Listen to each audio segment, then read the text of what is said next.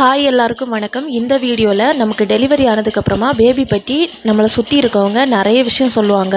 அவங்க சொல்கிறதுல ஒரு 3 விஷயம் மட்டும் இந்த வீடியோவில் உண்மையாக இல்லையான்னு பார்க்க போகிறோம். நீங்கள் உங்களோட பேபியை நோட் பண்ணியிருந்தீங்கன்னா தெரியும், எல்லா குழந்தைங்களுமே தூங்குகிற டைமில் அவங்களோட வாயை அடிக்கடி இந்த மாதிரி அசைப்பாங்க. இதை பார்த்துட்டு எல்லாரும் என்ன சொல்லுவாங்கன்னா, பேபிக்கு வந்து பசிக்குது, அவங்களுக்கு பால் பத்தலை, பசிக்கிறனால தான் தூங்கும்போது வாய் இப்படி வைக்கிறாங்கன்னு சொல்லுவாங்க. அது உண்மையான்னு கேட்டிங்கன்னா இல்லை. ஏன்னா எல்லா பேபியுமே தூங்கும்போது இந்த மாதிரி பண்ணுறது நார்மல் தான். அவங்களுக்கு பசி இருந்துச்சுன்னா அவங்க ஒழுங்காக தூங்கவே மாட்டாங்க. அடுத்ததாக பார்த்தீங்கன்னா, சில டைமில் குழந்தைங்க தூங்கும்போது அவங்களோட உள்ளங்கையை மடக்கி வச்சுருப்பாங்க.